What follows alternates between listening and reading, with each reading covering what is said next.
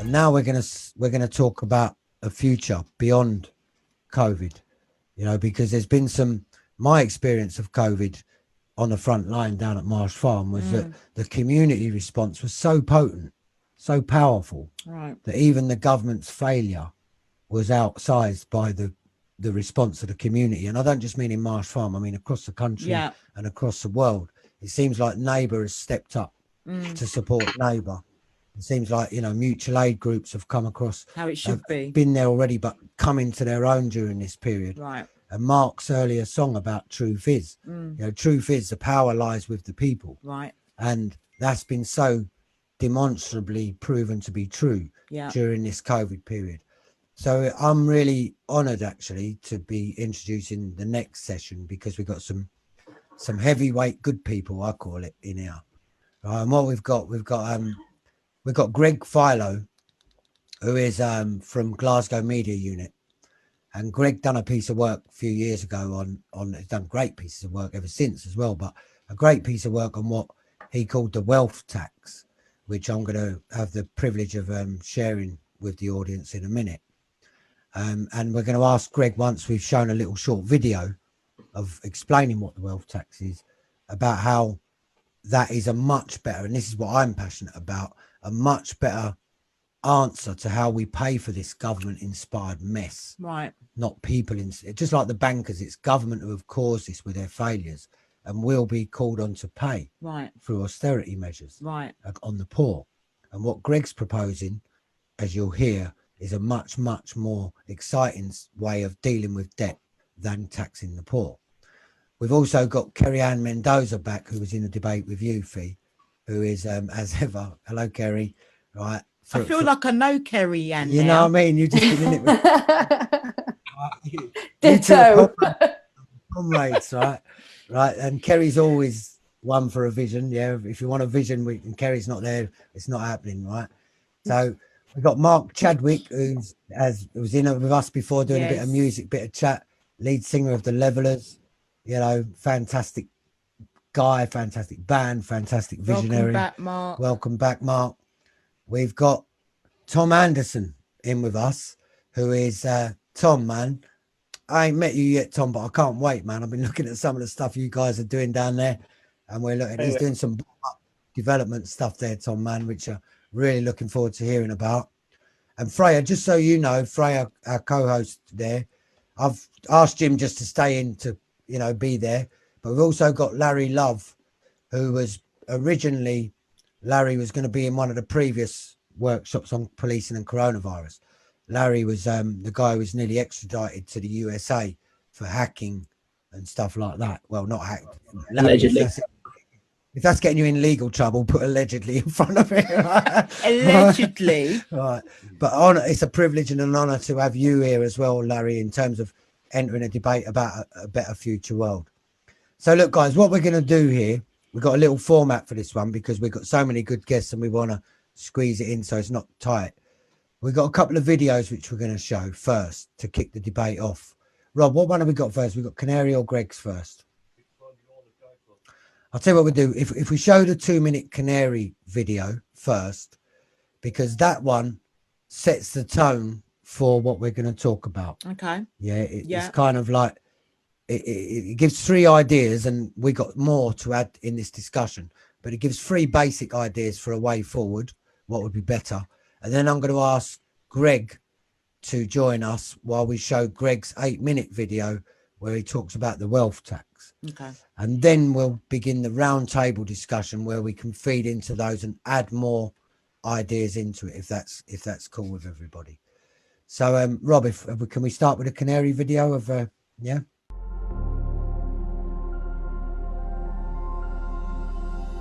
As the world struggles to combat and contain the coronavirus, here are 3 emerging solutions that we should all be working to implement and maintain in the long term. 1. Universal basic income. As people lose their income and businesses begin to fold, there are calls for a universal basic income to ensure that everyone has enough to meet their basic needs. This isn't a new idea, but it is one that's gaining popularity. Simply put, everyone gets paid the same basic amount each month, regardless of their social or economic status. Unlike social welfare, This social grant is not means tested.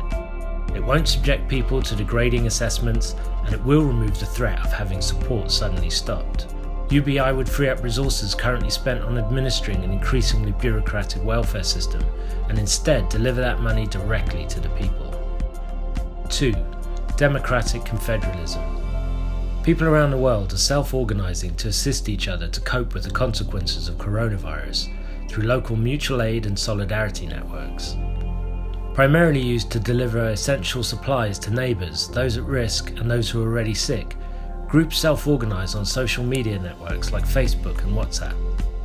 As more local groups emerge, so do structures that help groups coordinate with each other across streets, neighbourhoods, cities and regions. Democratic confederalism, as pioneered in Kurdish majority regions of Rojava and Bakur, offer an organisational system where everyone has an equal and democratic say in decision making. 3. Debt relief. Since the 2008 global economic crash, the financial sector has received trillions in bailout funds from the public purse. This is a truly astronomical amount of money. Governments chose to subsidise the bailout by imposing crushing austerity measures that impoverish countless people and cost many their livelihoods and even their lives. Now, as people face even greater economic uncertainty due to the coronavirus, it's time for the financial sector to repay its debt to the public. Those unable to pay mortgages should be given payment breaks as long as needed, and outstanding loans and student debt should be forgiven. These are just a few measures that we could all be working to institute and continue beyond the coronavirus crisis. Others include ensuring that those formerly homeless people who have been housed in hostels and hotels are not returned to the streets, as well as ongoing relief for renters. Please share your suggestions in the comments on measures taken during this crisis, which should be continued and expanded upon once it ends.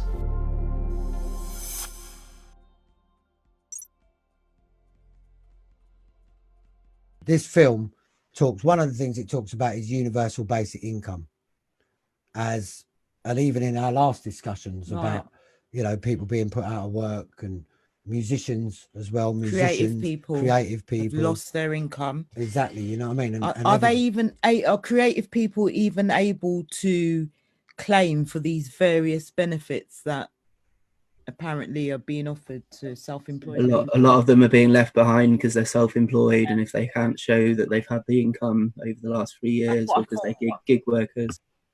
That's what I thought, because I don't know a lot about these new benefits that are being offered during this time, but there seems to be quite a lot of conditions attached to them. So it's not that it's universal credit, but a whole load more people have been applying for them.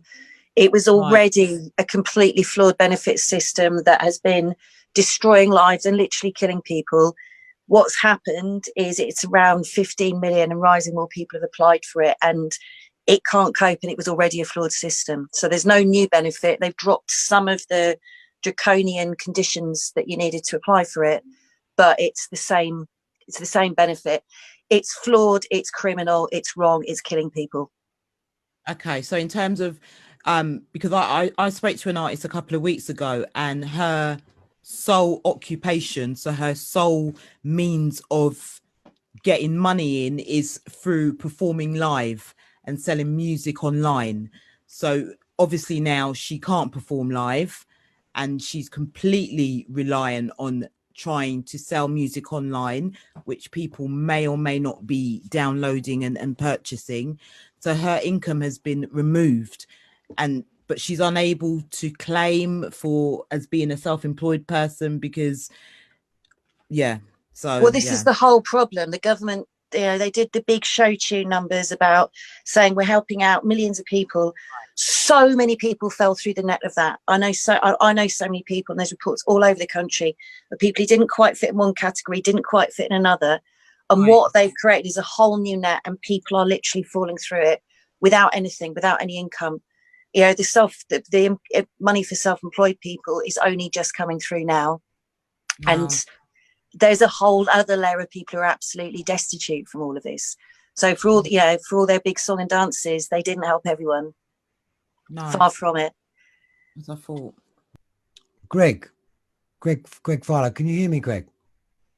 Well, we're just about to run yours now, Greg, because everybody in the audience, if I could just explain, this is Professor Greg Philo, who's made some significant waves, I think, Greg, would be not an understatement, in putting forward a proposal after the bankers crash, which was about a wealth tax.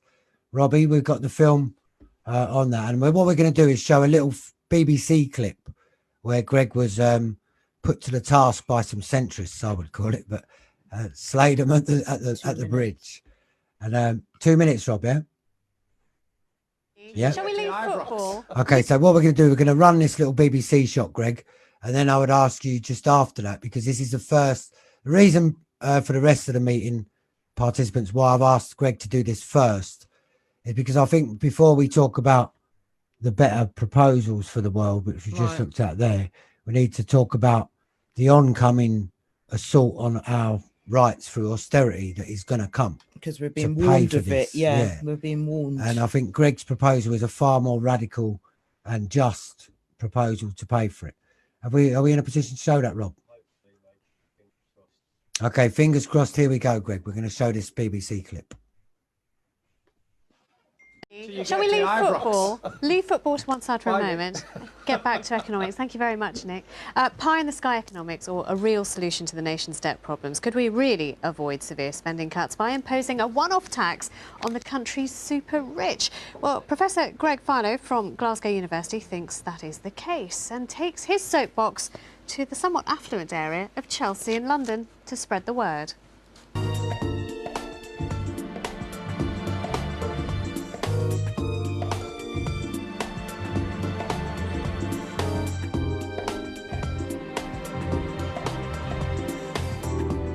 There's two things you need to know about the British economy.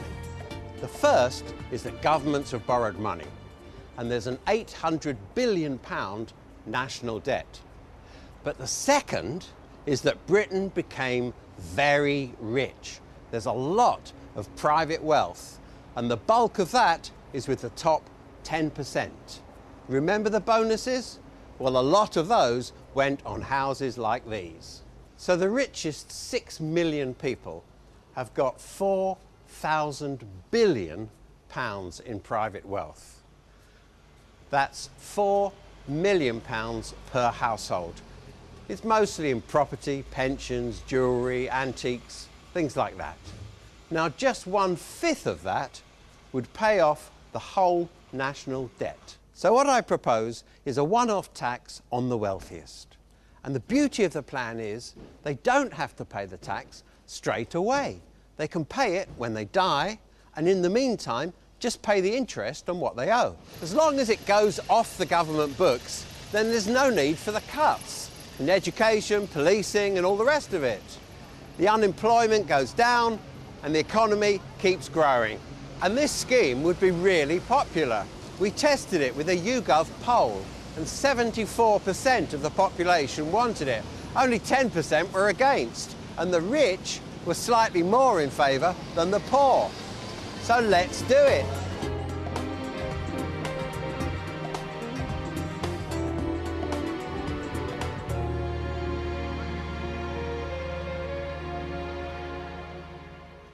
And Greg Philo is with us now, and it's a good thing too, because already while we were watching your film, there were furious questions going to and fro at the table. So let's be very clear about this. It's not a death tax. It is a one-off tax that you can pay after you die or when you're alive. Yes, and the whole point about it is that as long as the richest 10% take liability for a small part of the liability each for the government debt, then there is no government debt anymore. You actually wipe off the national debt, and that necessarily takes the deficit down. So there's a hugely powerful moral case for this. That's why I think we got 74% of the population wanting it. Yeah, I mean, you seem like a nice chap, but isn't this really cloud cuckoo? I mean, you're talking about the sector of society that is the best. Thanks very much. I'm a professor at Glasgow University. I think the cloud cuckoo land, excuse me saying, is coming from you lot, from the politicians. Tell you me actually this. think... Not Professor of Economics. You actually... I do a lot of work on economics, the Economic and Social Research Council. The cloud cuckoo land is the politicians. But I think the point I'm making is that these are the people important. who are the best at avoiding tax. You're talking about the segments of society who employ very good accountants. I'm just saying that people who are don't good do at it. avoiding legal rules. I mean, that's not acceptable. If you're talking about avoidance or evasion, but I mean, people have to obey the law and they have to pay tax.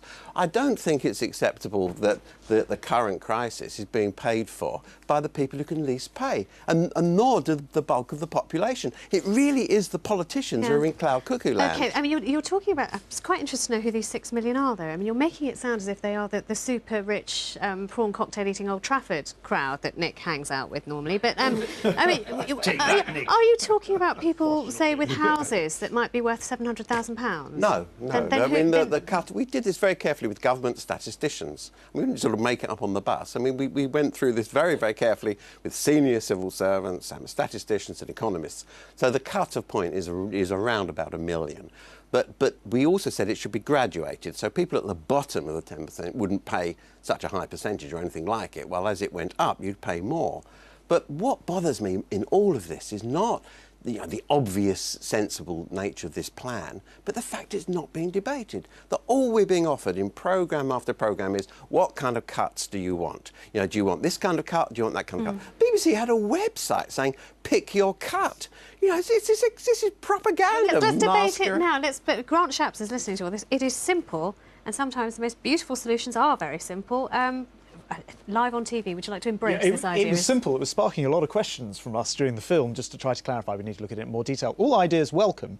I think there is an issue, though, here, Greg, which I think would be somewhat hidden by your plan, which is that the key thing now is to actually get control of public spending and not just find another way of raising taxes somewhere else, but actually to deal with the reason why we're overspending as a nation, as a proportion of what we produce as a nation, and we need to tackle that as well as finding ways to raise the money. I mean, it's just your plan needs. But that's about stimulating. Can I just reply to that? That's about stimulating research. That's about stimulating new technology. That's about developing an absolutely superb research sector in universities. And for that, you need to spend money. Sure, but what I'm saying is, take money that is currently trapped in the upper reaches of the housing market, which is doing no good to anybody, which is equity. Move a portion of that back into the development of the economy through this new tax. That sounds suspiciously like a death tax. I know you were saying, whilst we were watching the film, it wasn't one, but it doesn't remove the key point that what you need to do first is cut the inefficiency out of the economy, the waste. What inefficiency? I mean, I think if you get a if you get a really good research sector, I'm not saying we should have waste. Obviously, everybody wants to cut waste, everybody wants to cut inefficiency, but we need to put money into research, let me bring new technology, green listening to technology. this in between. I mean, this is something actually that you would love to do if you were given free rein. It sounds right up your street, doesn't it? Tax the rich. I don't know, obviously, how practical this particular proposal is. I do think it is right that you have to look at taxes as well as at spending in bringing the deficit down, and also at the growth and getting the economy to grow to generate more resources as well. I also think that taxes have got to be progressive, which is why I think we were right to bring in the new top rate of tax. And there have been, other proposals being put forward. I think David Miliband has talked about different forms of a mansion tax or wealth tax. I can't remember the details of that. And obviously Ed Balls has talked about being able to apply the top rate of tax at a slightly lower level. There are different kinds of ways in which you can do this. I think the principle is you should look at tax as well as at spending, and not just have this obsession that the government seems to have with shrinking the state to the tiniest possible size you can possibly get away with. That is what really, I'm agreeing with that. That is exactly. This is traditional Conservative politics under a kind of smoke screen of what we need to do is to cut the state. But leaving that aside, the crucial point is that nobody is discussing how much wealth there is in the country. In a society that has £9 trillion of private wealth, we're worrying about a debt of 800 billion. Let Grant Shapps come back on that. Well, the debt is going to be about 1.4 trillion, by the way, so it's actually not an insubstantial amount. It's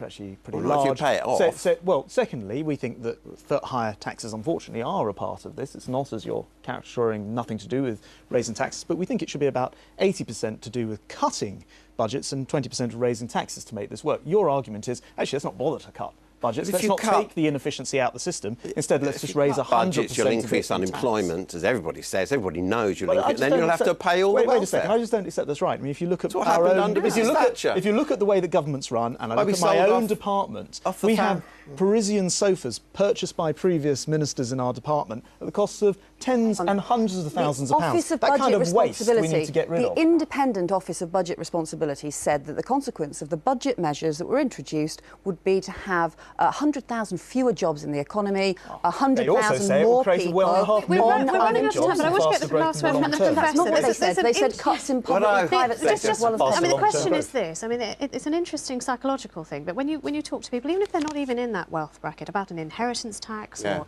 a tax that they may be able to pay after death, even if they're not in that wealth tax, they inherently don't like it. They don't like the sound of it. I mean, things like a mansion tax, they don't like the noise of it. Why would 74% vote for it? Only 10% were against. We explained it very carefully in the YouGov poll. What I would say, all of this is on the Glasgow Media Group website. People can go and see all the questions we asked, all the figures. If you go to the Glasgow Media Group website, they can read it all. And next time people see a debate like this where they say there's no alternative, go there, phone up the BBC and say, yes, there's an alternative. Look, it's all on the website here. This is what the population want. Let's go for that. Thank you very much for coming in. Very sparky debate. Professor Philo. I mean, I think that's an interesting piece to look at because, I mean, that was, God knows when that was shot, 2011. And you can look forward now to what happened. I mean, that was before really austerity took on, before all the people were killed through austerity, and before they started to blame migrants and to create a whole welfare and scoundrels, all those kinds of issues that were then raised as a propaganda tool to push through austerity and cuts. And it's interesting that you can see Grant Shapps said actually looking for explanations, but which later on developed, very, very much into a whole critique of public sector spending and the need for cuts. But what again I think is interesting looking at that particular piece is the way the idea is put down so clearly. As soon as I raise it, as soon as I talk about it, and it looks so obvious, you've got all this money. In that case, I said there was 9 trillion. It's now 14 trillion in private wealth. So it didn't change at all. And you have those gigantic sums of money. Over half of them are in the hands of the top 10% of the population. And meanwhile, the bottom half of the society, bottom 50%, own just 7% of the wealth, which is extraordinary level of inequality in our country. And the bottom 10%, by the time you get to the bottom 10%, people have less than nothing. They have what's called negative wealth because their debts are greater than their assets. So the bottom 10% have literally less than nothing if you actually add up their assets. So it's a scandal. I mean, it's a patent scandal. But the question is, as soon as you put something so rational and so straightforward, well, why don't you just move this dead money into doing something useful? It's cloud cuckoo land. You can see here that the presenter says, you seem like a nice person, but isn't this just a fairy story? And that's how it's dealt with. So it can be raised in the media, and they call it a soapbox. So it's kind of labelled as like somebody ranting away, at a Hyde Park corner or something. And what they're actually saying is, let's have a bit of a laugh about this, but it's not real politics. It's not real. It can't be done. And that, I think, is the big issue that we're facing now. The sense that realism and reality is with the politics of our state, of neoliberalism, of the right wing, and the alternatives are just fairy stories, that it can't be done. And what the coronavirus has shown is that actually there's a desperate need for a competent government and for a state that can act and for a public sector and for a well-financed public sector that can actually deal with the problems that the nation has. And I hope if anything comes out of this current crisis, it will be the sense that people learn that politics matters. I can remember talking with people who were canvassing in the last election, and they would say to me, they met people who on the doorstep who would say things like, "I don't vote. Oh, I never vote." And they would say it with a kind of pride that didn't want anything to do with politics. Now, I can see why the people might feel that if they think all politics is corrupt. But in the end, it really makes a difference if you've got a politician running your country like Boris Johnson, or if you've got someone like the Prime Minister of New Zealand, who has made just a gigantic difference. And if you look, the number of deaths in New Zealand is 21. I mean, 21 people have died in New Zealand of COVID-19. And in this country, as we know, the figure is, well, the official figure is well over 30,000, but it's now thought it's probably more than 50. Yeah. You're talking about 50,000 citizens dying unnecessarily. It was just an unbelievable mass killing. And I hope what people learn from all this is that politics really matters, that you really can change the world, that things can be altered. An efficient, organized state acting with the people and from the grassroots, informing the action that is needed, can actually make a really big change. And the wealth tax is a part of that. Okay. You know, Greg, thank you so much for that. You know, but one of the things that stuck out to me about your film, I don't know if everybody else was able to see it, but it was a response of the so-called opposition. You know, there's Grant Shapps, you'd expect him, he's a Tory, yeah, to say, oh no, well, we've got to save some money, you know, we've got to look at more like what we're spending than taxing people. But Yvette Cooper's response was very telling, I thought, because she's supposed to be the opposition. And her first reaction was to, oh, well, I don't know if Greg's feasible. And rather than get on to, is it feasible, Greg? You know, she moved straight onto the Grant Shapps platform, which was more about, you know, cutting back on spending as well as taxing more, and then SOP to it, you know. So I agree with you that sorry, who's that? Who spoke there? Oh, sorry, I just unmuted, but I wasn't ready to jump in quite yet. I thought someone spoke in there, but yeah. So what I was saying, Greg, is that and everybody concerned, because if anybody wants to join in, Fréa, particularly if you want to come in at the moment, was that the wealth tax, to me, it needs a paradigm shift in thinking, because it seemed to me that Yvette Cooper and Grant Shapps, you might as well have been suggesting like that we have a spotted elephant as policy, because it was so outside of their mindset, and they just kept jumping back to, you know. So what do you say to that? They're still saying the same thing, though. You know, this is where universal basic income comes in, which, oh, hang on, I'm muted. Am I muted? No, we can hear you. So it's basically a regular cash payment from the state to individuals. It's not means tested. Everybody gets the same amount. And the common argument against that is, oh, there's no magic money tree. Turns out through this crisis, we've seen actually there is. They've given the extra measures of cost. In March, it was 350 billion. Employing something like a universal basic income would give everybody a level playing field. And it's quite easy to recoup some of the money because the highest earners could be taxed through a universal basic income. It negates all the horrors of, you know, 0 hours, everybody on 0 hours contracts, insecure incomes. The other argument they use is, oh, then people won't work. Actually, in countries where they've trialled this out, people do work, but it creates a level playing field. And suddenly through this crisis, we found out there is a magic money tree, and chances are we'll be asked to pay back the money through another phase of austerity from this. But it's absolute rubbish. You know, they can find the money when a crisis hits. So let's find the money for something positive to benefit everybody. Can I just jump in here, if that's all right, then? Go, Lauri.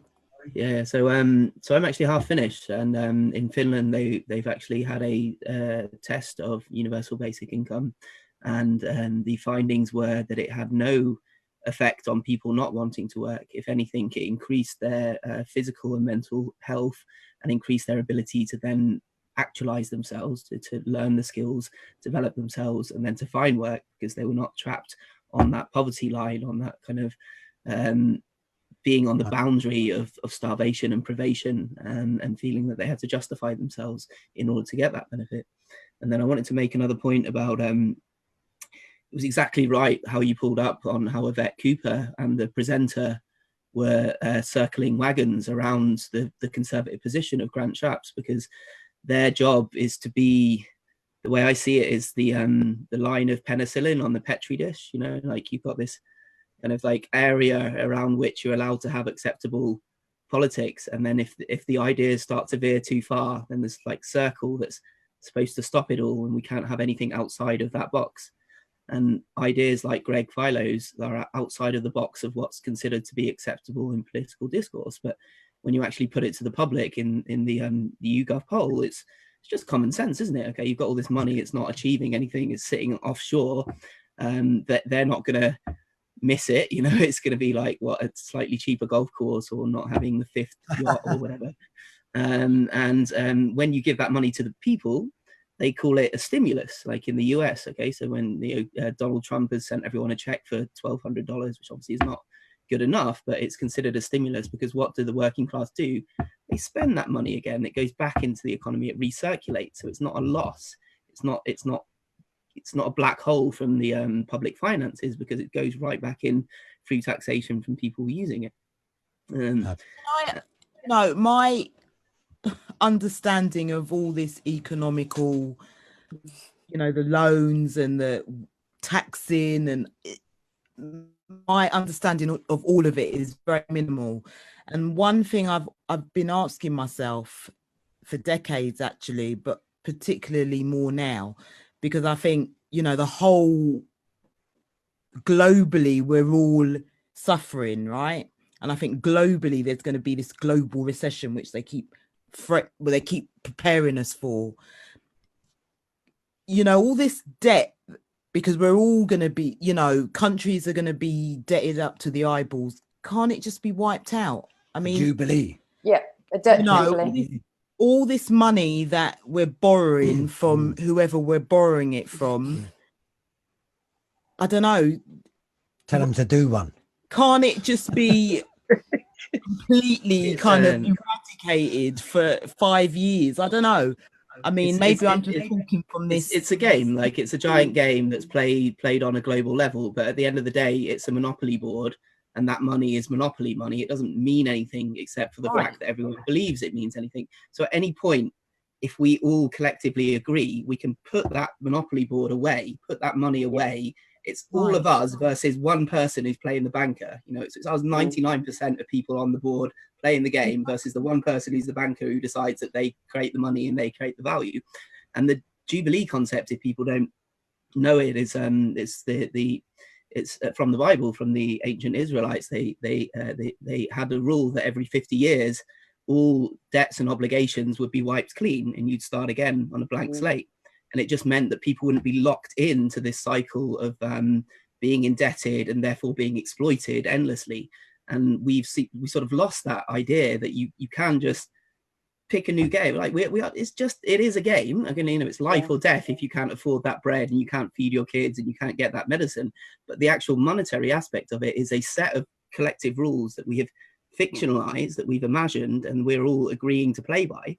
And we can decide together that, no, we're going to change the rules because we need to. And this is the moment when we have that opportunity, because it's like, and let's take a minute, you know, just to really like, to feel for these 50,000, 60,000 people in this country that have died, and the 100, 200,000 people in the world that have died. This is as bad as the Second World War. That's more than the civilian casualties from the UK. And what happened after the Second World War is those people that were out fighting, that lost their lives, that suffered in those horrific conditions, they came back, and there was a country that had to be rebuilt. And they said, no, we're not accepting the previous system anymore. We're going to have a change. And they fucked off fucking Churchill, and they brought in a Labour government. And that's when the NHS got built. That's when the welfare state got built. So massive radical changes are possible, and they're possible exactly at these moments when everyone is focused by a collective struggle, a collective crisis, and we realize that we've got skin in the game. You know, so those people that said, I don't vote, that's a function of privilege. It's because they were never uncomfortable enough that who got elected next year made a difference in their life. And suddenly we realize, my dad's in hospital still. He nearly died because of this fucking virus. A lot of people have lost their jobs. A lot of my friends in the creative industries don't have a guaranteed income anymore. So suddenly everyone realizes we've got skin in this game. So all we need to do is leverage that moment of consciousness into a collective class consciousness and say, this is when we work together. And we're already seeing it through the mutual aid groups. We just need to broaden that, the way that we're now working together, where we're seeing each other as a community now in the way that we haven't for so long, and to push that forward into a real political change. And it may not be through the parties, because we already had the debate, the discussion earlier, that the Labour Party is a bit of a disappointment, and some people want to stay in and work with it, and some people want to organise outside of it. But we have to realise that we've got to push forward on as many fronts as possible. Yeah, absolutely, Lauri. I think also another parallel with the kind of that post-war consensus around creating a new social contract, there is another parallel there, and that is what happened in the interwar period between World War I and World War II. You know, where you had a financial crisis, you have people just living in tenements in the most awful conditions. And so it wasn't just that they went to war sort of 39 to 45 and came back and said, we don't want to do that. They were saying, we don't want to do that again. And I think there's another opportunity with that here of, we've just gone through crushing austerity, which is just this massive redistribution of wealth from the bottom to the top. Now we're in a global pandemic, which is disproportionately impacting people in those same groups who've already had their limited means nicked, because it is basically theft.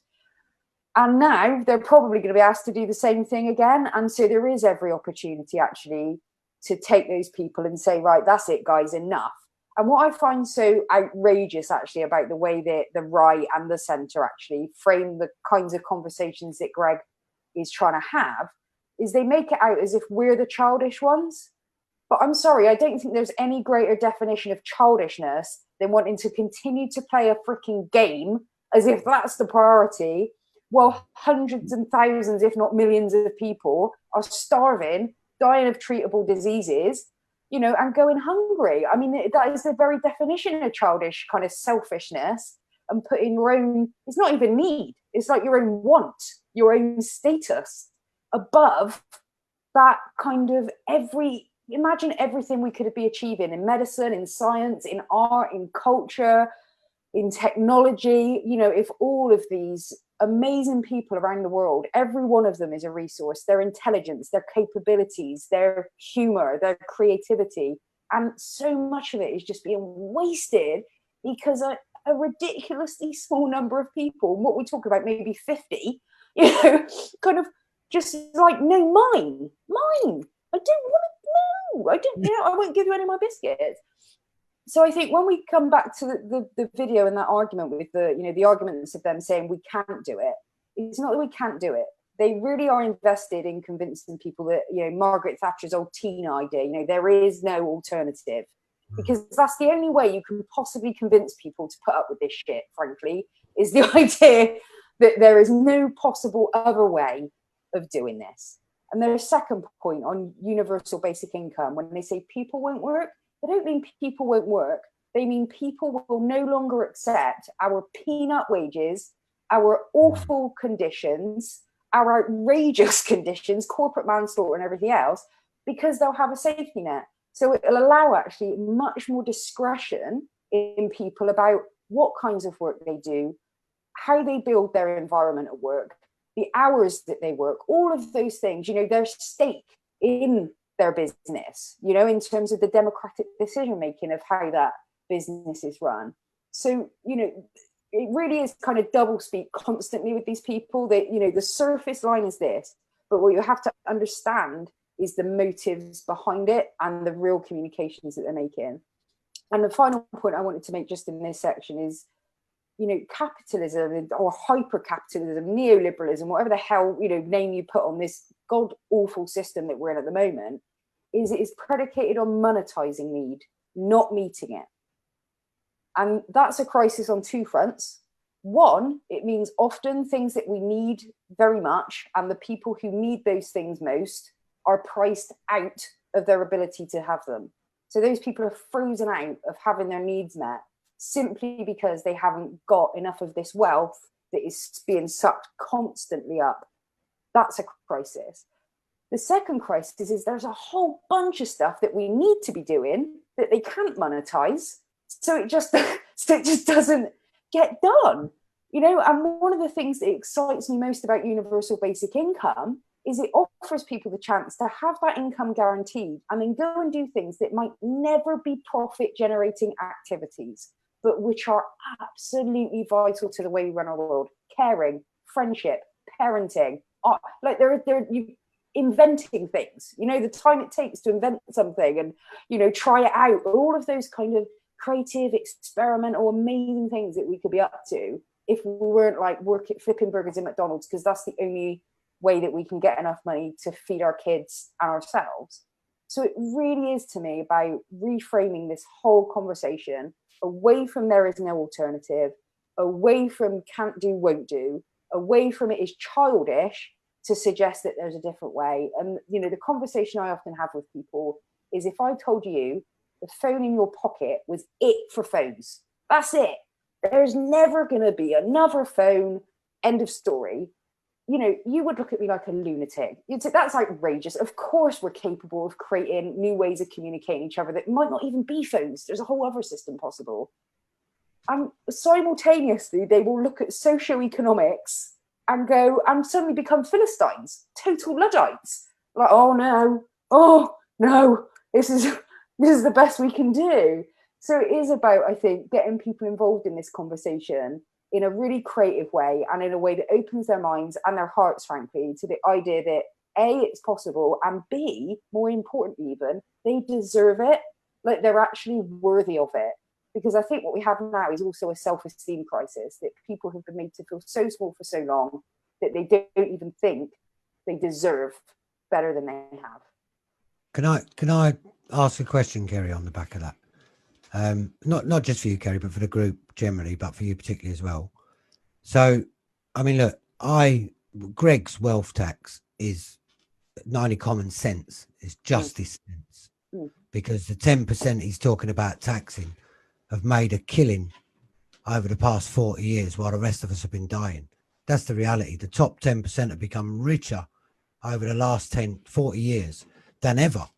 The wealth gap has massively expanded. So it's far from unjust to seek this solution. But here's my problem, yeah. We all agree with this. Yeah? No one here is going to disagree with that. We're all on the same page.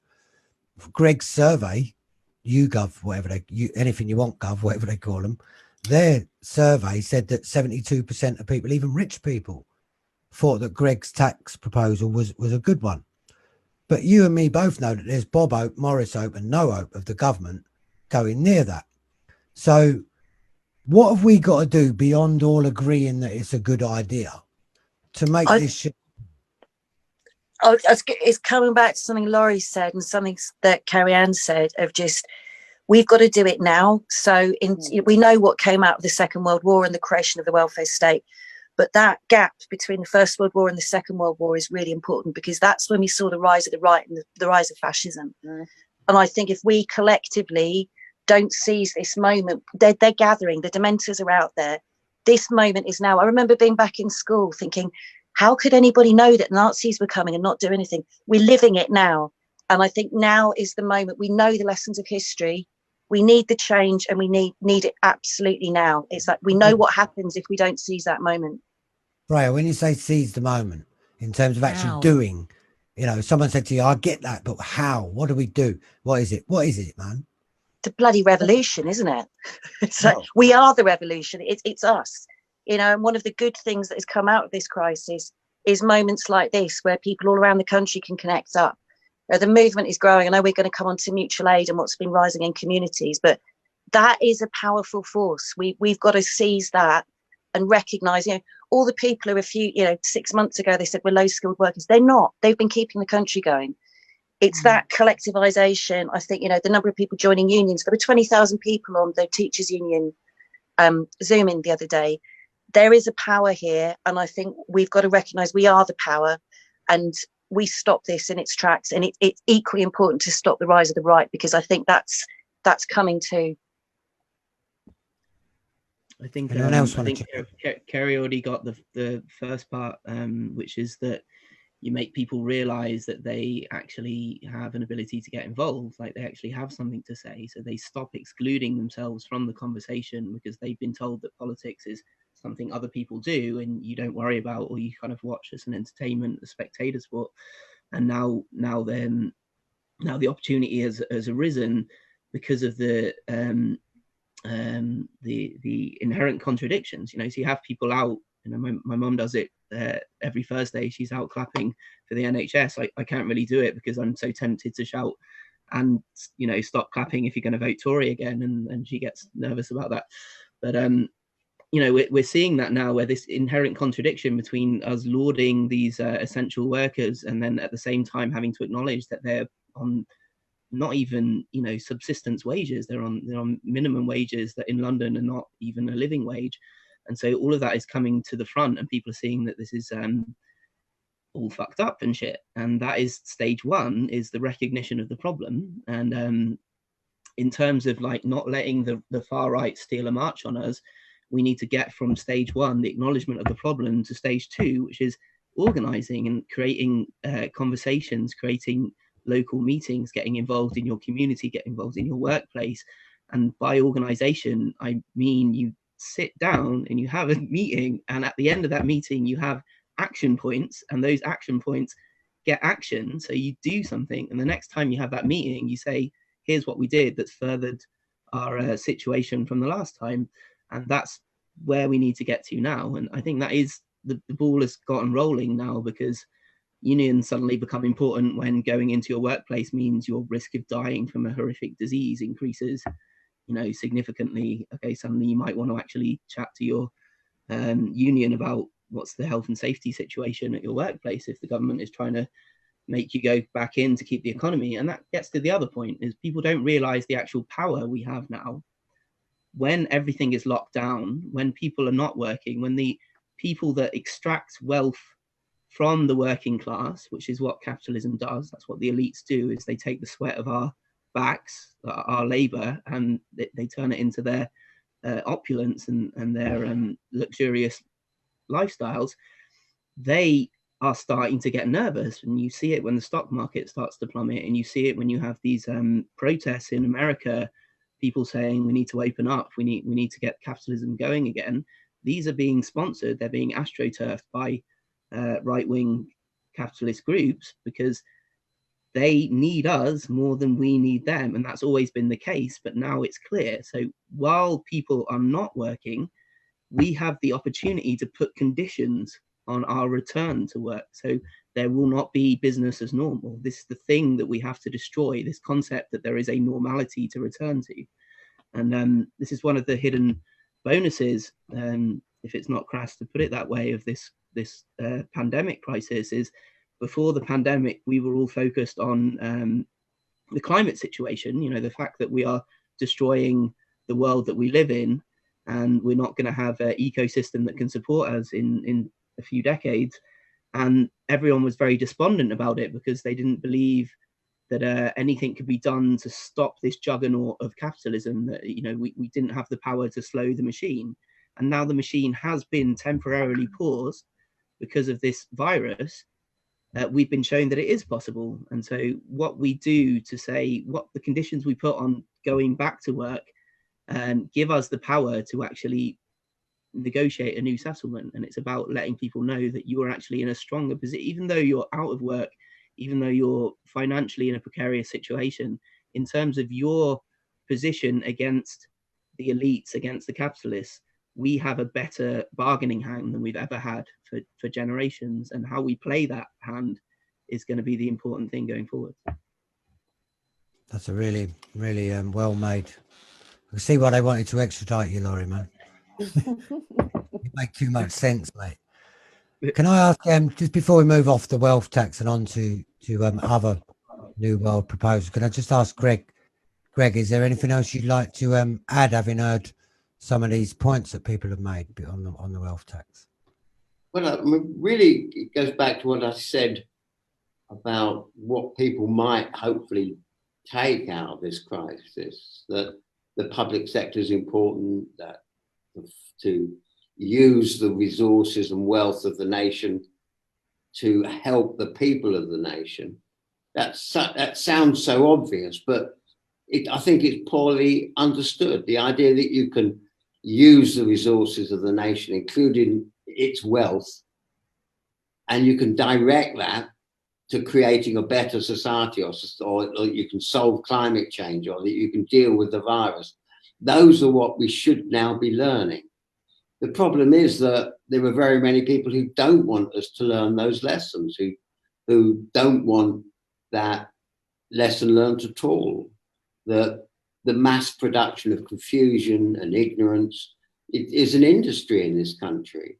And you can see that in relation to the coronavirus, that I think 20% of the population now say they think it was all a hoax. I mean, it's extraordinary the amount of confusion that there is about it. And that's partly comes from the incompetence of the state and the government.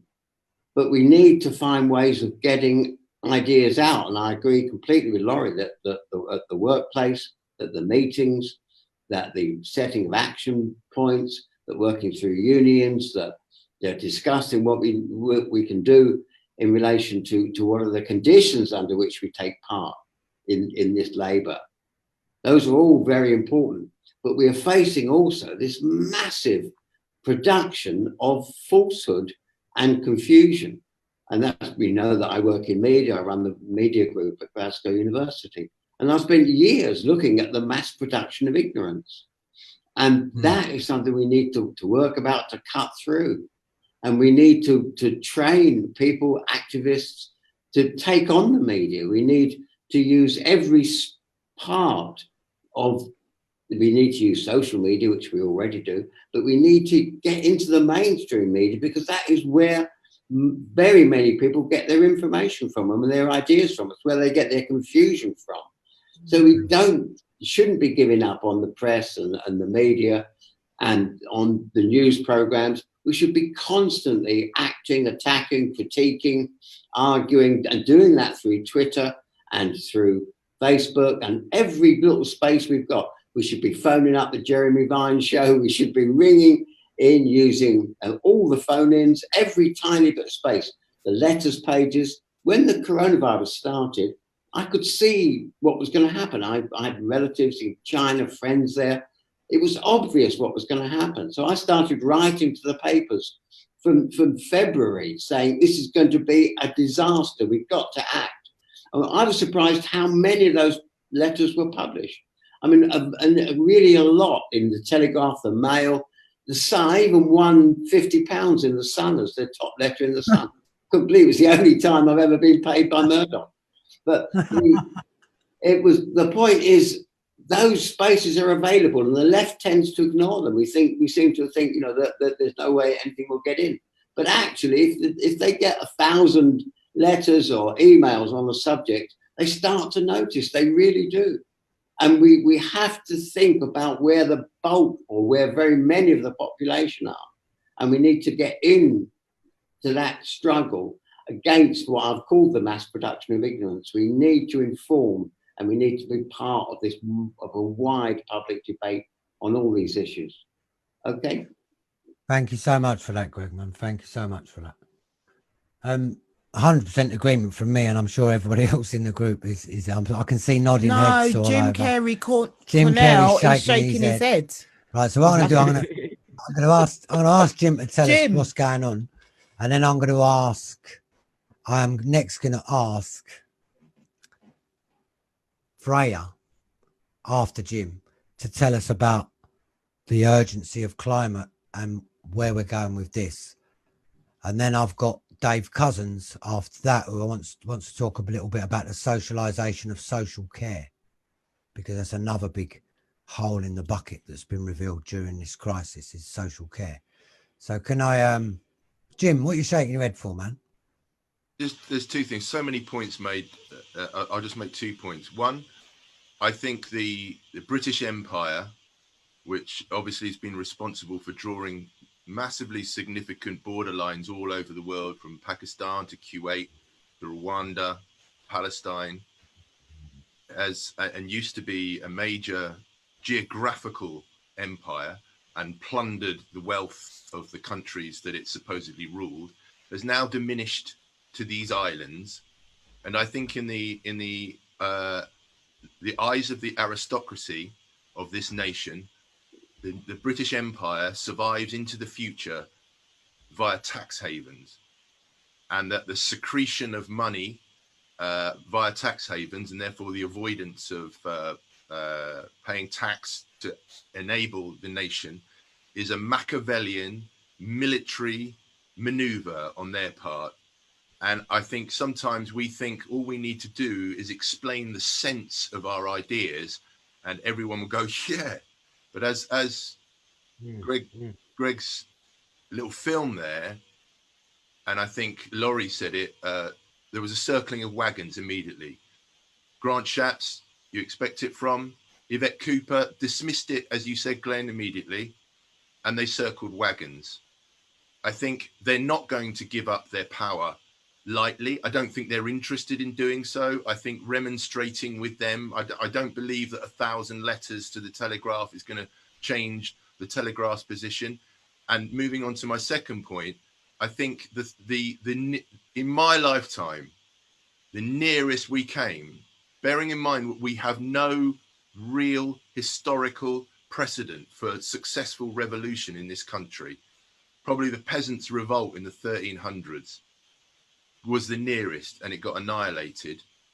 I think that the nearest in my living memory we got to any genuine radical change in the politics of this country was at the last general election.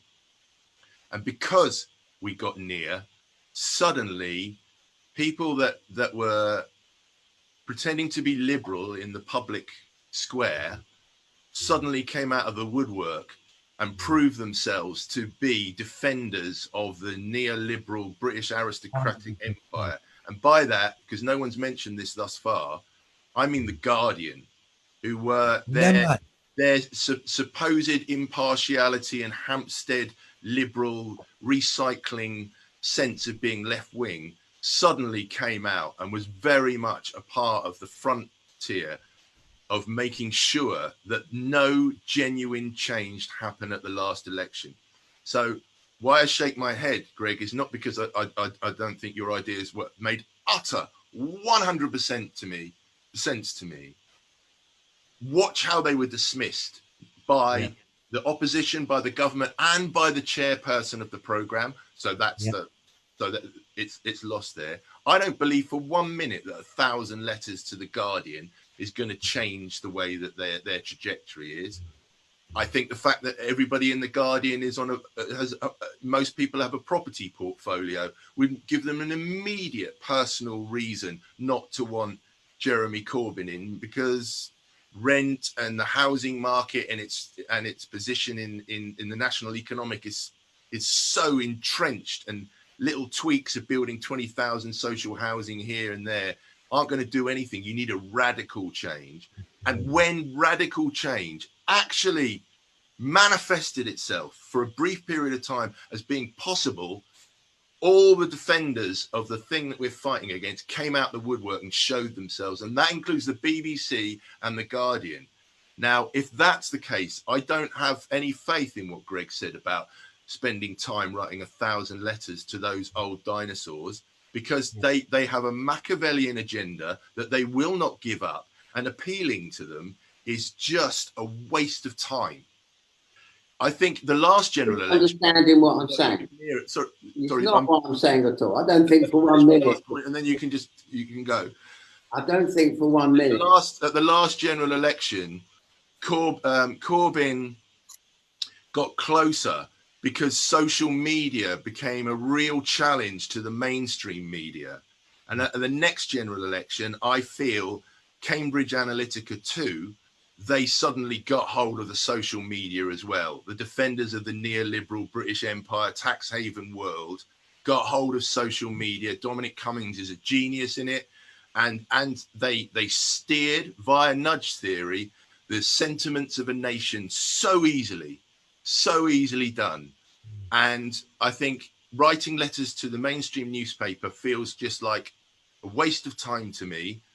And I'm not quite sure what I'm asking for instead, but nothing short of a revolution is going to change the way. Really misunderstanding what I'm saying, and I've not said that the mainstream media is going to change if you write letters to it. Of course it isn't. The point is you use every bit of space in the society to attack the media and what it's saying. So you attack it on social media, you write to them attacking what they're saying, you write to the BBC attacking, you go on to the Jeremy Vine show and anywhere you can and constantly criticise what they're saying. That includes The Guardian. You swamp The Guardian with letters attacking it. And also you go on Twitter and social media and everywhere else attacking what they're saying. Of course The Guardian and the BBC and let alone the blooming Telegraph and the Sun, they're not going to come out on an alternative views. Of course they're not. What you do, though, is get it across to the people who are reading it and watching it that they are being misinformed. If you think that you're trying to life, then by all means, reinform, recommending that that's what's crucial. Recommending that people that is what you have to do, because otherwise you have the mass production of confusion, and that was what Corbyn did wrong in the election. He didn't attack the lies that were being said about him.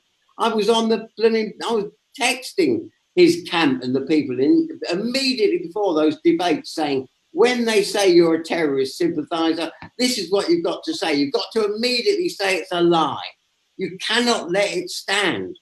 But that was what was wrong. He never attacked the media. McDonnell said that after the election, that they didn't follow what they should have done in relation to the media. I wrote a plan for them for the 2017 election, and they put it into practice. They did a lot of what, and not just me, I've got 10 experts in communication to work on it, and they did very well in 2017. But then they discarded it and didn't use it for the next election. That's not the only reason it went wrong, but they didn't attack the media and on the media. And that, for the first time, Corbyn had the possibility of actually getting on and using the mass media to stop what was being said. Corbyn had the opportunity to speak back. He had a platform. He had automatic access to the BBC. That was an absolutely golden moment. And that was one of and the ignoring of that, the turning the other cheek, the not attacking was one of the key reasons it all went wrong. It was a terrible failure. And he should have got the activists and the movement to attack the media, because that is part of re-informing the public. It's crucial. Can I just make a point here? And in fact, I think Kerry-Anne's the one who could make it better, but independent media coming through this, before this, after it, support independent media, but Kerry-Anne set the canary up, so I should hand over to her on this one, but it just ties up so much of what everyone's saying just there. Yeah, I think part of it is, I think, the acknowledgement. I kind of agree with Jim and Greg, actually, in different respects. I think Jim, you're absolutely spot on in terms of, we have to drive this. We can't be tinkering about the edges. And I think the biggest point there is actually we were talking about this earlier on, is understanding what our leverage is. And then you exploit that leverage. And that's something that we're terrible at the moment on the left. And our leverage, incidentally, just to be absolutely clear about it, is our labour. It's our labour, it's our taxes, it's our rent, it's our mortgage payments, it's the whole lot. And it's being willing to, the stuff we're seeing now with mutual aid groups. And I mean, if you look at things like the Montgomery bus boycott or the miners' strike, a successful and a less successful example of it is you pull those resources even in that moment. So you say, okay, they're going to come back at us. They're going to try and penalise us for, they're going to try and kick us out of our houses if we don't pay our rent. They're going to try and, sack us and employ other people if we refuse to work. So you really have to galvanise a movement around that to say, well, you know what, we're going to protect people from getting evicted from their houses, you know. And I think what we have now is we've created heroes. You know, we have all of these essential workers that are right now in the spotlight, that people are having a real genuine experience of how important those people are. They're saving their lives, they're keeping them fed, they're keeping the electric and the gas and everything else running. You know, and those people can be critical voices, and the healthcare staff too, critical voices moving forward in that movement, galvanizing people together. You know, let's not return to the bad old days. Let's create something new. But when it comes to the media stuff and the attacking, that absolutely was the central problem with Corbynism by the end, is that not only did they not attack, they distanced themselves from everybody who did. So, you know, what they could have been doing is actually giving exclusive interviews to the Canary, to Squawkbox, to Navarro, you know, to all of these array of different outlets. They could have been having us lead the charge, you know, launch your policies through us, you know, and it would have been such an amazing opportunity, because that would have drawn a whole new audience to those sites. It would have attracted funding, the platforms would have grown, and it would have also really been a warning shot across the bows to the media that we don't actually need you. We really don't. There is an alternative to you. So you better have us on and make sure we have the debate on your station fairly, or we're going to do it over here. And instead of doing that, they did not only not do that, but they would start attacking, you know, the figures on the left and the media institutions on the left that were actually their allies. And that was just an absolute critical failure, because they were never, ever going to win around The Guardian. They could have given The Guardian 1 million freaking exclusives. They'd have never won them round, because The Guardian was not committed to that project. Ditto every other group they tried to appease, you know, the People's Vote nonsense, everything else just made it. And I think here was the critical point, is I don't think Corbyn understood what message landed with people when they behaved that way. He was focused on looking like he was a sensible statesman who could work with people who didn't agree with him. That was what he was trying to do. He was trying to counter an image that was being portrayed of him, that he was stuck in the mud, some ideological purist who wasn't going to work with people. So I understand the motives for what he was doing. But at the same time, Boris Johnson was sticking 2 fingers up to the lot. He was sticking 2 fingers up to the media. He was sticking 2 fingers up to Parliament. And basically, Boris Johnson was communicating to people, when I want to get something done, it happens, and no one's going to get in my way. And what Corbyn was communicating was, I back down, and that landed. And I mean, we can shake our heads about it, but that's the reality, because people said to themselves, hang on a minute, if you can't stand up to the Guardian, hang on, Jim, I'm just going to finish my point, if you don't mind. He was saying, people were hearing, if he can't stand up there, how can he possibly stand up on redistributing wealth, on nationalising these key industries, and all of those other things? And that was a problem. So even people in the movement, even people who were deeply passionate and committed to the ideas of socialism, started to lose faith that actually those things would get done, that there wouldn't be a series of capitulations. And I think it's important that we acknowledge that, because it is critical to how we move forward. Just as Greg was saying, is that we have to not be afraid to be ourselves, not be ashamed of our ideas and have them beaten out of us. So we start capitulating and compromising and all of these things and being all apologetic about it. We need to be proud about what we're doing. We need to stand with our allies and leave no person or community behind. And that way, people galvanise, because they see it's possible. They see us as warriors. They see us as people who will fight to the last person to get this through. And that was what I would say to people. Thank you, Kerry. Jim, do you want to just come in before I bring Tom in? I forgot, Tom, you ask a question from everyone. Like now, whatever time it is, 9:45 at night, this has been going for since 3. How many people out there do you think are listening to this whose mind is not made up? Who already doesn't agree with us? Well, there's a Tory lives next door to me, promised me he'd watch it yesterday, so there's one. Right. No, but point taken. Point so taken. the point is coming back. Why didn't Corbyn give interviews to Squawk Box and the Canary?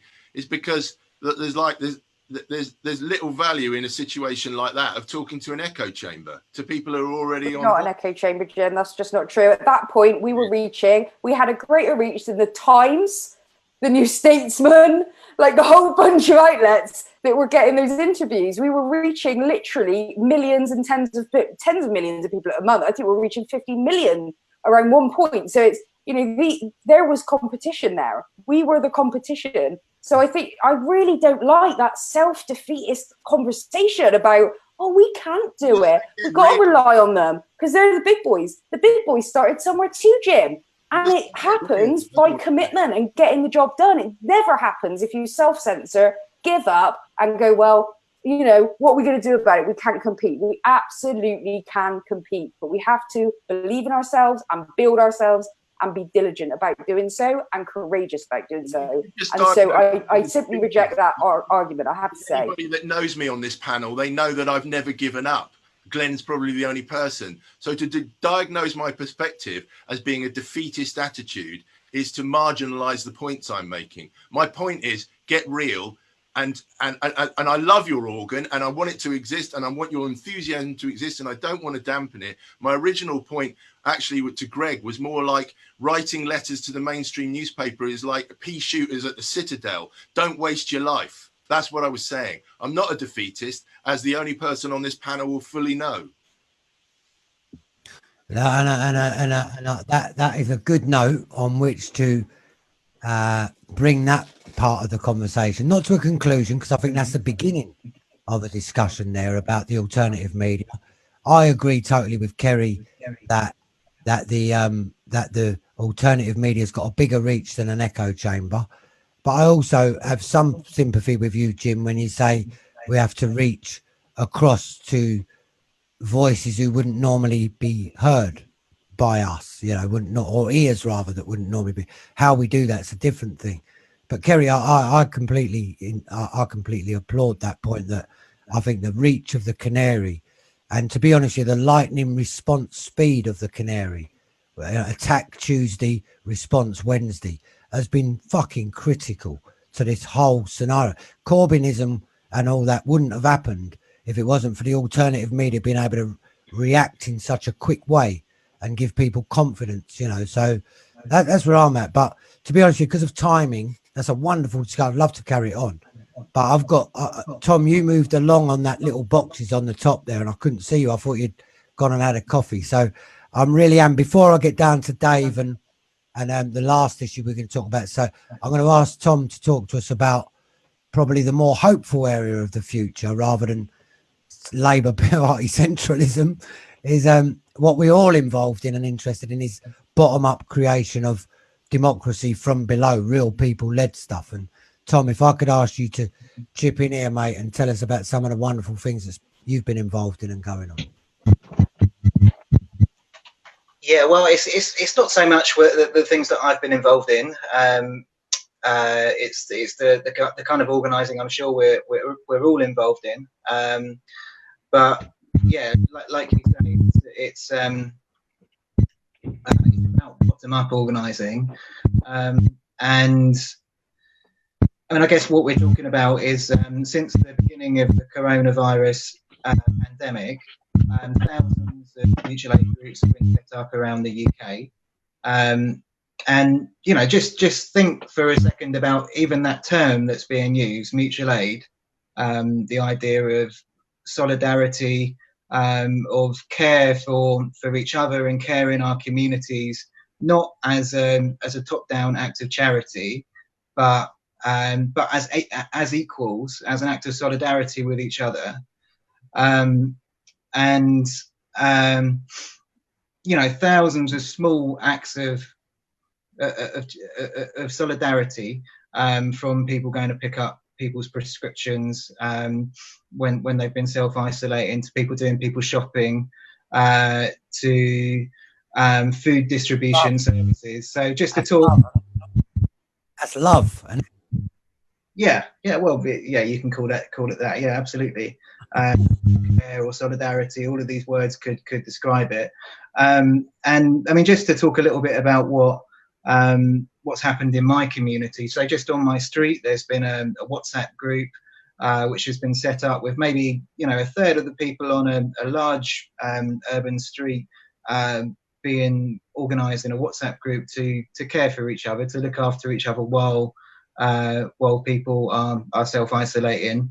There's another WhatsApp group for the wider neighbourhood, the collection of streets in my area, and then we on top of that have an organisation, a mutual aid group for the postcode area where I live in Bristol.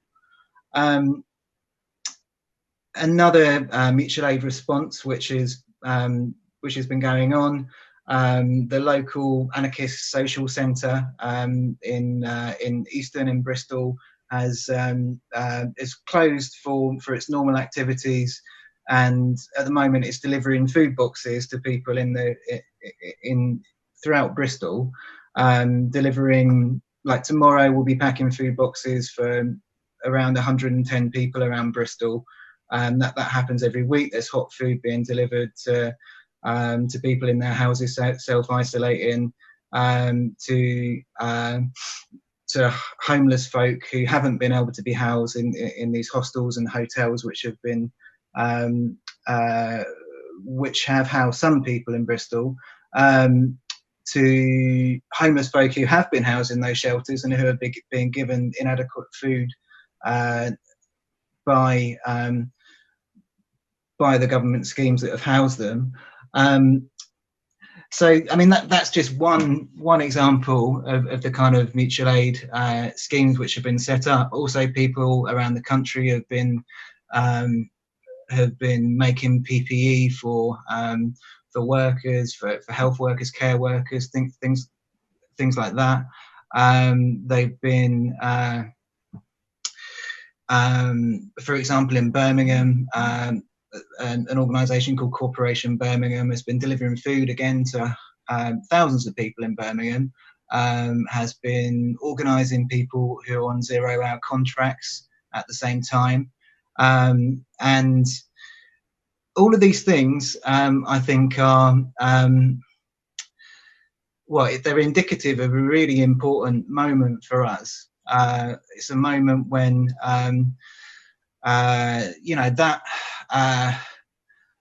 capitalist realism, I think someone used that term earlier, that feeling that that the state and capitalism, liberalism, the system which is represented by all of those things is all encompassing and can't be overcome. I think this moment actually is a moment where there's a crack in that understanding, and ordinary people are very much failing to have their needs met by the state. And actually that's been the case, that's always been the case throughout our lifetimes. People have never had their needs met by the state, but because of this unprecedented crisis, in this moment, people have begun taking care in their communities on a level which we haven't seen before in the UK, not in my lifetime anyway. And I want to take people's minds back to the video that we saw earlier, the Canary video, and I just want to take people on a trip away from the UK in the midst of the coronavirus pandemic, and to the Middle East for a second. So bear with me for that journey. The video talked about an idea called democratic confederalism, and that's an idea which comes out of the ideas of the Kurdish freedom movement. Now, the Kurdish freedom struggle came out of the oppression of Kurdish people inside the Turkish state, and the fascism and oppression of the Turkish state against all of the people within that state. And it came in the 70s. The Kurdish freedom struggle began in earnest against the Turkish state, and it was a traditional Marxist-Leninist struggle attempting to take power over the state and to achieve national liberation for Kurdistan. And for 30 years, that movement struggled against the Turkish state, trying to achieve independent Kurdistan. And in the late 90s, the leader of that struggle, Abdullah Öcalan, was arrested and imprisoned. And he was imprisoned in isolation on Imrala Island in close to Istanbul.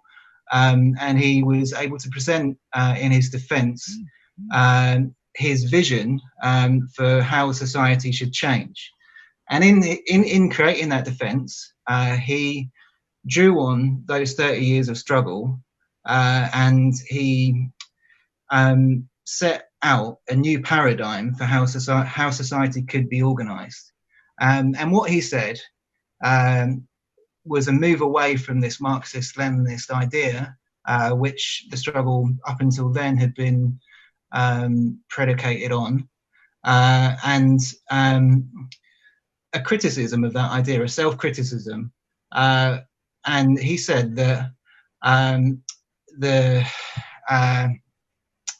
this idea of a freedom struggle which is struggling for a state would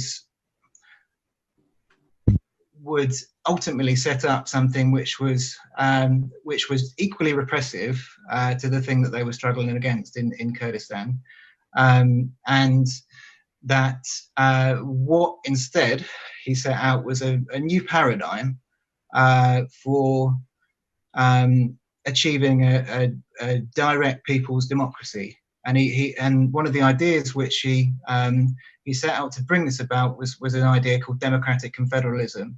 And that idea basically is for stateless democracy, to replace the state by structures of democracy, by people organizing on their street,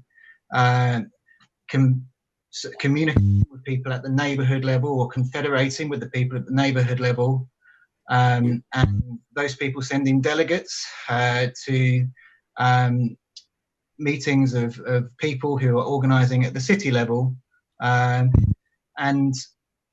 that method of organization, he said, could outgrow and overcome the state, could outgrow the state and surround it with democracy. And those ideas began to be put into place after the Arab Spring in 2011. So in northeast Syria, the majority Kurdish region of northeast Syria, when the Arab Spring broke out, there was war all around, and the Assad's forces lost. People began to organize in northeast Syria, and Assad forces, because they were fighting a war on several fronts, they lost control of northeast Syria, and people began to put the system, which I just talked about, democratic confederalism, into place, in the place of the state's domination.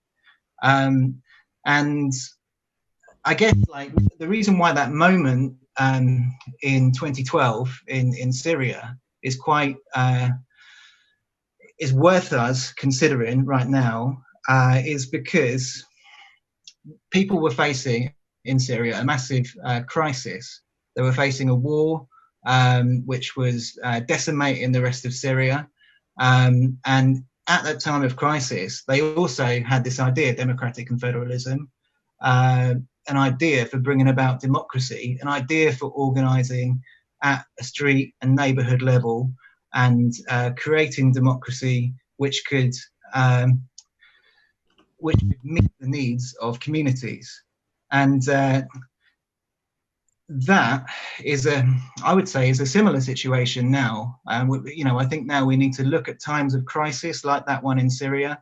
We need to look at other times of crisis, like, for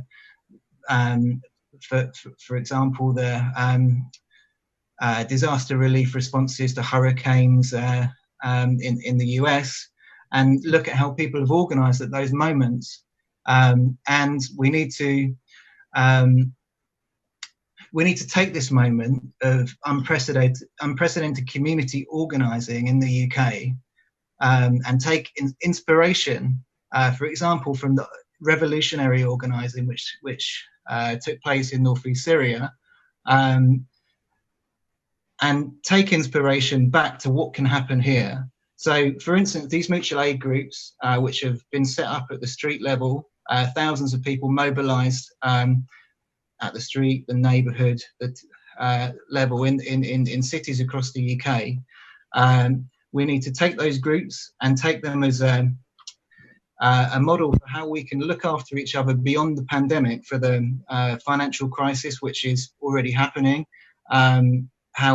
How those groups can continue to look after people and can form the basis of direct democracy here in the UK. And I think that direct democracy, outgrowing the state, is far more valuable than replacing one leader with another. In fact, it's dealing with the central problem that we're facing, which is the state's domination of communities, and replacing it with people's democracy. So, yeah, that's what I've got to say. Can I add something to this, if you don't mind? Sorry. Inspiring. Sorry, yeah, we're really running over time now. Oh, shoot. Okay. Talking my language, but okay. Yeah. I love that. More. You're right, Tom. But unfortunately, mate, I'm really sad to say I've got a queue of things going on here. That was a fantastic contribution. Sorry, Larry, I'm going to have to hold you back from contributing to that one, because I'm going to have to ask Magic Dave, look, in the spirit of what Tom just talked about autonomy, about local, about building from the bottom up, about, democratic confederalism and all that. We're going to finish off this part of the discussion with a little contribution to Dave about socialising social care, as Dave calls it, yeah? And as one of the other major things that's gone tits up in this whole crisis, social care, it wasn't for the love of local people, as you've just heard from Tom, the crisis would be dwarfed by what's happening now. It'd be much worse. So, Dave, I'm going to have to rush you through, Dave. I'm really sorry, man. I'm going to have to... Can you hear me all right? Yeah, man. I just wonder, listening all day long, and I think my battery might be about to die anyway. So a lot of the subjects, socialising social care is a big, big subject, because it doesn't just start, it's the whole environment. It's disaffected youth, it's parents and elderly being stuck away in distant places from home. It's about inability. We have social care done to us rather than we taking part in social care. This lockdown has actually proved that we can look after each other. We don't have to stick our elderly in farms far away, in granny farms, and pay for a nose and make them lose their houses for it. Now it's come home that we have to start looking after our own neighbourhood, our own environment, our own people. And people are taking it upon themselves. And I've always thought it's about the villagisation of the community, getting everybody together, getting to know your neighbours, getting to know who's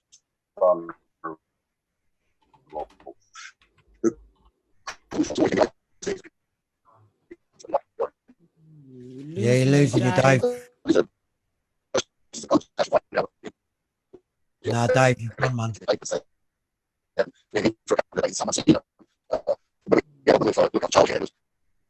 Oh, Dave.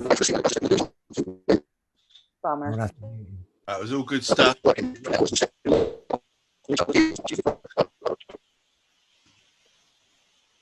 Sorry, Dave. I can't. Can you mute him? Still coming through here. That's a shame. So sorry about that, people. That was interesting. But Dave, you went into a Dalek at the end of it, man. It all went exterminate and went. His power's too low. That's why. Yeah, man. Yeah, thanks, Preet. Okay, look, people. Right, we really are at the end of this 8-hour marathon now, and I'm gutted because I could roll all night on this. To be honest with you, I really could. I can't believe we've been here for 8 hours. 8 hours, man. Right? It's freaking heroic, you guys. It is heroic. I've got to put one thing in, and just because Jim mentioned it earlier, and that's there's a documentary you should check out called "The Spider's Web: Britain's Second Empire." If you don't understand how the British Empire transitioned into the tax haven scheme, then it's really worth watching. It's like an hour. It's really worth your time. What's it called? The Spider's Web. Spider's Web: Britain's Second Empire. There's also the UK Cheers, Gold, Lauri. which is a feature documentary about the same subject, which is covers quite similar territory, but other stuff as well. They're both brilliant feature documentaries on tax havens in the British Empire.